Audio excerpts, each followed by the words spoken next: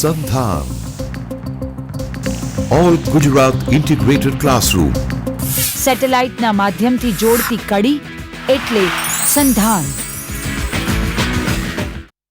दर्शक मित्रों नमस्कार। आज मैं बात करने जा रहा हूँ कबीर की प्रासंगिकता के ऊपर।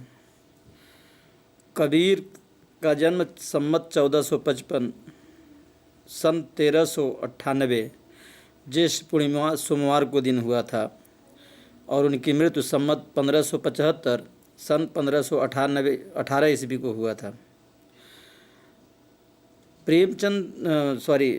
कबीर का जन्म विधवा ब्राह्मणी के गर्भ से हुआ, इसलिए समाज में कबीर की जो विशिष्टता होनी चाहिए वह इंगित नहीं हो पाई थी। और ऐसा कहा जाता है कि रामानंद के आशीर्वाद से ही इनका जन्म हुआ था और उनको रामानंद का शिष्य के रूप में देखा जाता है। हालांकि रामानंद के 12 शिष्य हुए हैं, लेकिन उन 12 शिष्यों में से कबीर सर्वश्रेष्ठ शिष्य हैं। हालांकि कबीर की प्रासंगिकता को लेकर के बात की जाए तो वहाँ हम यह बताना चाहेंगे कि पहले रामायण और महाभारत के पात्र आर्ष काव्य के रूप में उन पर निबंध, कहानियों, उपन्यासों का विषय बनाया गया, जबकि कबीर पर अगर आप देखेंगे तो भया कबीर उदास किताब जो है उषा प्रियमदा जी ने लिखी है। दूसरी किताब आप देखना चाहें देख भी सकते हैं। दूसरी किताब जो है वह किताब है भया कबीर उदास किताब, उपन्यास है, ये उषा प्रियमदा की है। इन्होंने बताया कि कबीरदास जिस तरह से कर्मकांड का विरोध करते थे वह कर्मकांड आज भी भारत में व्याप्त है और एक उपन्यास की क्या भूमिका हो सकती है उस रूप में उन्होंने लिखा। दूसरी किताब अब्दुल बिस्मिल्लाह की है, झीनी झीनी बिनी चदरिया, क्योंकि कबीर भी जो थे वे एक जुलाहा थे। हालांकि विधवा ब्राह्मणी के गर्भ से पैदा हुए थे, लेकिन थे जुलाहा, और जुलाहा नीरू और नीमा नाम के जुलाहा ने उन्हें पाला पोसा था। इसीलिए हिंदू लोग कबीर को अपने तरफ खींचते हैं और मुसलमान लोग अपनी तरफ से खींचते हैं। लेकिन कबीर एक ऐसे सशक्त चौराहे पर खड़े हैं जब वे दोनों को बराबर फटकारते हैं। आप देखेंगे तो उनका एक पद है, दोऊ राह न पाई, हिंदू वापन करई बड़ाई, गागर छुए न देई हो, बेस्या के पायन तिर बैठें, ई देखें हिंदुआई हो। यानी एक तरफ हिंदुओं को फटकारते हैं तो दूसरी तरफ कबीर मुसलमानों को ही फटकारते हैं। वे कहते हैं, काकर पाथर जोर के मस्जिद लई बनाए, ता चढ़ मुल्ला बाग दे, क्या बहरा हुआ खुदाए। और इस संदर्भ में संत पीपा जी की वाणी में मैं एक पद आपको सुनाता हूँ, जिसमें उन्होंने लिखा, जो कलिमाज कबीर न होते, आप ध्यान दीजिए, जो कलिमाज कबीर न होते, तो लय वेद और कलयुग मिलकर भगत दर्शातल देते। यानी पीपा जी भगत ये कहते हैं, अगर कबीर नहीं होते तो जो भक्ति काल की भक्ति थी, जिसे निर्गुण भक्ति के नाम से आप जानते हैं, वह भक्ति उस रूप में नहीं होती। यानी भक्ति के आवरण में सिकंदर लोदी का समय था। सिकंदर लोदी के समय में यानी 1455 से लेकर सम्मत 1575 के बीच में जब तक कबीर थे, भक्ति के आवरण में क्या नहीं होता था उसका ये नमूना है, जिसे संत पीपा जी ने अपने इस पद में कहा है। आप एक ही उदाहरण देखिए, आज देख सकते हैं आप, कई हमारे संत, मैं नाम नहीं लेना चाहूँ, कई हमारे संत जेल में गए हुए हैं। कबीर एक ऐसे सशक्त चौराहे पर खड़े थे जहाँ उन्हें सत असत, श्रेय और प्रेय का ज्ञान था, दोनों का बराबर ज्ञान था।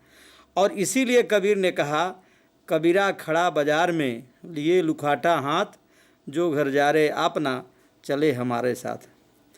आज तो बिग बाजार, डीमार्ट और वालमार्ट की बाजारू संस्कृति में हम लोग पले बढ़े हैं, लेकिन कबीर उस समय पर सम्मत 1455 के आसपास जो बातें कही, यानी बाजारवाद उस समय पर भी था, लेकिन जिस तरह का विकृत बाजारवाद आज आया है, अगर कबीर आज होते तो कुछ और ही लिखते। आप देखिए दास भक्ति काल के निर्गुण भक्ति शाखा के ज्ञान मार्गी कवि हैं। ज्ञान मार्गी यानी संत काव्य परंपरा के कवि हैं। संत काव्य का परंपरा का मतलब हुआ कि जो निरवय निराकार ब्रह्म में विश्वास करते हैं, निर्गुण ब्रह्म में भी विश्वास करते हैं, जो ब्रह्म शब्दातीत है, जिसका रूप और रेख नहीं है, ऐसे ब्रह्म में कबीर विश्वास करते थे और इसीलिए मठ बनाने के फेर में कभी नहीं पड़े। यह बात अलग है कि बनारस में कबीर चौरा और गुजरात में भी भरूच के पास में कबीरवड, ये बाद में स्थापित किए गए मठ हैं, लेकिन कबीर अपने जीवन काल में किसी भी मठ के पक्ष में नहीं थे।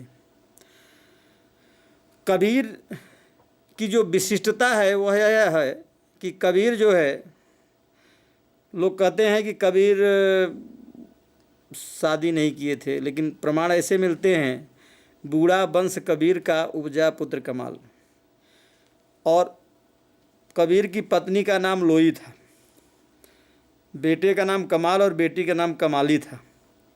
लेकिन कबीर खुद आगे चल के कहते हैं, नारी तो हम भी करी जाना ना है विचार, और जब जाना तब परिहरी नारी बड़ी विकार। यानी समाज के लिए, परिवार के लिए नारी की प्रासंगिकता है, लेकिन भक्ति के क्षेत्र में जैसे ही कबीर पदार्पण करते हैं, निर्गुण भक्त बनते हैं, संत बनते हैं, वैसे ही वे पत्नी से विमुख हो जाते हैं। हमारे यहाँ ऐसा नहीं है कि मतलब कबीर ही हुए। आपने देखा होगा बौद्ध धर्म साहित्य में बौद्ध दर्शन के जो प्रस्तोता थे महात्मा गौतम बुद्ध, अपनी पत्नी यशोधरा और बेटे राहुल को छोड़ करके उन्होंने बौद्ध धर्म का प्रवर्तन किया था, क्योंकि हमारे यहाँ की संस्कृति ही भोग से योग की ओर है।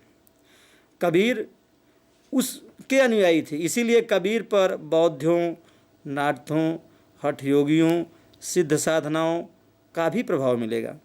कबीर पर आपको वैष्णवों का भी प्रभाव मिलेगा। ऐसा नहीं है कि एक ही, मतलब चूँकि उनका जन्म विधवा ब्राह्मणी के गर्भ से होने के कारण लालन पालन नीरू नेमा नामक जुलाहे ने किया, और इस कारण से वे दोनों पक्षों की संस्कृतियों सभ्यताओं से भली प्रकार परिचित थे, समाज व्यवस्था से परिचित थे, वर्ण व्यवस्था से परिचित थे। इसलिए बराबर कबीर जो है दोनों पक्षों में जहाँ भी कमजोरियाँ देखते थे वहाँ बराबर सुनाते रहते थे। सिकंदर लोदी का वो काल था। तमाम ऐसे साक्ष्य मिलते हैं जिनके कारण यह पता चलता है कि कबीर हिंदू की ज़्यादा बात करते थे। इसीलिए सिकंदर लोदी ने कबीर को बहुत दंडित किया। बहुत सारे साक्ष्य हैं, लेकिन उसके बावजूद भी कबीर हिंदुओं के साथ ही साथ मुसलमानों की भी जो खूबियाँ थीं उन्हें बराबर रेखांकित करते थे। आप देखिए, कोई भी पक्ष अगर आप लेंगे, ब्रह्म, जीव, जगत और माया, ब्रह्म को किसी ने देखा नहीं है, ब्रह्म निराकार है, निरवय है, लेकिन कबीर के यहाँ जो ब्रह्म आता है, राम मोर प्यूं मैं हरि की बहुरिया, यानी राम मेरे प्रीतम हैं और मैं भगवान की बहुरिया माने पत्नी हूँ। यानी कबीर की भक्ति, कबीर की संत परंपरा, कबीर का निर्गुण तत्व में वह भाव था जो लौकिक जीवन में पति और पत्नी का भाव होता है। यानी जीवात्मा से परमात्मा का मिलन, ये कबीर का मुख्य उद्देश्य था।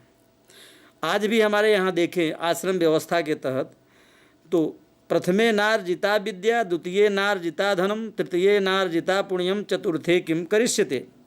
और यानी 1 से 25 वर्ष में विद्या अध्ययन, 26 से 50 वर्ष में गृहस्थ जीवन, 51 से 75 वर्ष का जो तृतीय अवस्था है उसमें वैराग्य, और फिर संन्यास 76 से 100 वर्ष। ये हमारे यहाँ आश्रम व्यवस्था थी। कबीर उस व्यवस्था से भली प्रकार परिचित थे। इसीलिए कबीर की जो भक्ति है वह भक्ति निराकार है।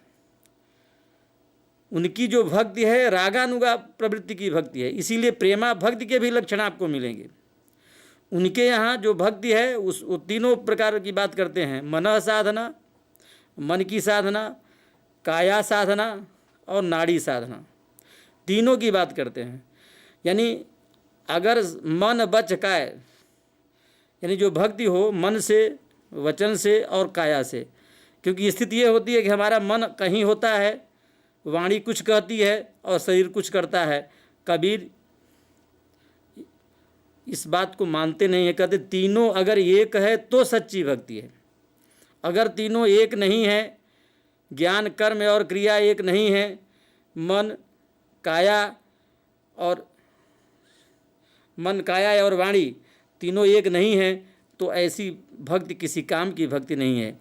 इसीलिए कबीरदास तू कहता कागज की लेखी, मैं कहता आँखन की देखी। कबीरदास अनपढ़ थे, ऐसा भी मिलता है। भक्त होने के बाद कबीर पद गाया करते थे, जिसका संपादन प्रामाणिक अप्रामाणिकता के सवाल में न जा करके कबीर ग्रंथावली श्याम सुंदर दास, कबीर ग्रंथावली माता प्रसाद गुप्त, कबीर रचनावली डॉक्टर योगेश्वर, यानी कई ऐसे विद्वान हैं जिन्होंने कबीर ग्रंथावलियों का संपादन किया है। और यह भी कहा जाता है चूँकि कबीर अनपढ़ थे, अनपढ़ होने के कारण पद गाया करते थे, उनके पदों का संकलन जो है उनका शिष्य धर्मदास ने किया था। क्योंकि उस समय प्रिंट मीडिया नहीं थी। आप जानते हैं प्रिंटिंग प्रेस 1550 और 1791 में आया, इसके बाद प्रिंटिंग प्रेस आया है। इसलिए क्या प्रामाणिक है क्या अप्रामाणिक है इसमें न पढ़ करके हम यह देखें कबीर ने क्या कहा है। मैंने 2 रचनाओं की बात आपसे की थी, भैया कबीर उदास उपन्यास की और झीनी झीनी बीनी चदरिया। चूँकि कबीर बुनकर थे, बुनकर होने के कारण उनकी जो पूरी प्रक्रिया है उस प्रक्रिया को अब्दुल बिस्मिल्लाह ने अपने उपन्यास झीनी झीनी बीनी चदरिया में दर्शित किया। और इतना ही नहीं, स्वतंत्रता के बाद समकालीन साहित्य की जो पीढ़ी आती है उसमें एक पीढ़ी का नाम भी दिया गया कबीर पीढ़ी।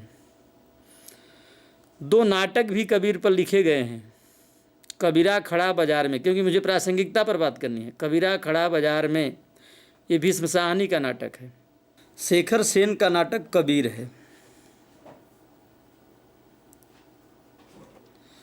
जो कबीर अनपढ़ थे उन कबीर पर सैकड़ों ग्रंथ साहित्य की विविध विधाओं में आपको मिलेंगे।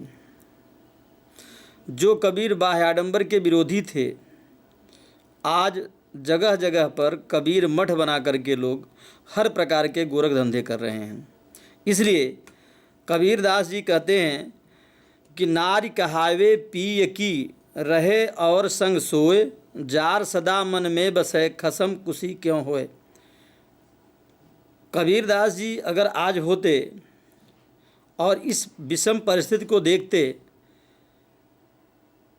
तो किस तरह से किसी पुरुष की पत्नी किसी दूसरे के साथ रह रही है, कबीर उसे बहुत बुरा मानते थे।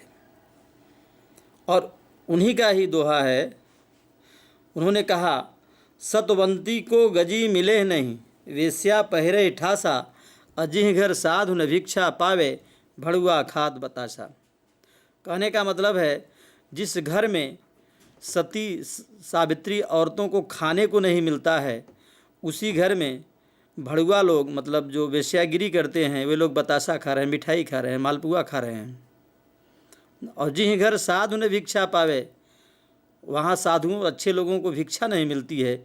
यानी यह सम्मत 1455 के बाद का समय है। कबीर कभी भी कविता को यूटोपिया के रूप में प्रयोग नहीं करते थे। कबीर की जो कविता थी वह कविता आँखन देखी की बात करती थी। जो आँख की सच्चाई है कबीर उसे हमारे सामने लाते थे और बड़े अच्छे अच्छे उदाहरण देते थे। जैसे सेज बिछावे सुंदरी, अंतर पर्दा होए, तन सौंपे मन दे नहीं, सदा दुहागिन सोए। यानी औरतों के बारे में कहा जाता है कि निर्गुण भक्त कवियों ने भक्ति काल में निषेध था, कबीर भी बहुत साधारण सहज भाषा में, सदुक्कड़ी भाषा में, जब वो कहते हैं सेज बिछावे सुंदरी, मतलब सुंदरी जो है चारपाई बेड बिछा रही है लेकिन अंदर से पर्दा लगा हुआ है। तन सौंपे मन दे नहीं, सुंदरी जो है तन तो सौंपती है लेकिन मन किसी और को सौंपती है। खसम कुशी क्यों होए, ऐसी विषम परिस्थिति में पति को कभी खुशहाली नहीं होगी। और आज 2016 में जिस तरह से हमारे यहाँ चाहे सरोगेट का मदर का सौदा हो या बार डांस का सौदा हो, अगर इस समय कबीर होते तो निश्चित रूप से कबीर कुछ और ही लिखते। आप देखेंगे कबीरदास जी हर जाति और हर धर्म के बारे में बताते हैं। सहज समाधि न जम थे डरी हूँ, कुम्भरा है करि बासन घरी हूँ, धोबी है मल धोऊँ, चमरा है करि बासन रंगो, अघोरी जाति पाति कुल खोऊँ, तेली है तन कोल्हू करी हों, पाप पुण्य दो पेरू, पंच बैल जब सूध चलाऊँ, राम जेवरिया जोरू, छत्री है कर खड़ संभालूँ, जोग जुगुद्दो साधु, नौवा है कर मन को मोड़ू, बाढ़ी है कर बाढ़ू, अवधु है कर यह तन धूतो, बधिक है मन मारूँ, तन करि नौका मन कर खेवट, रसना करों बड़ारू, कई कबीर भवसागर तरी हों, आप तिरूप अवतारू। आप देखिए कि उस समय पर जब वर्ण व्यवस्था का वर्चस्व था, ब्राह्मण क्षत्रिय वैश्य शूद्र और मुस्लिम, इनके बीच में विद्वेष थे, तब भी कबीर कहते थे सहज समाधि न जम थे डरी हो। ये जो लोग थे, चाहे आप देख कुंभकार है बर्तन बनाता है, धोबी है कपड़े साफ करता है, चमार जो है वो कलर का काम करता है, अघोरी जाति जो है वो अलग प्रकार की अघोर विद्या में मस्त है, तेली जो है तेल पेर रहा है, घाटी जिसे आप कहते हैं, और पंच बैल जब सूध चलाऊं, पंच बैल मान मन मोह माया मत्सर्य, पंच प्रकार के विकार,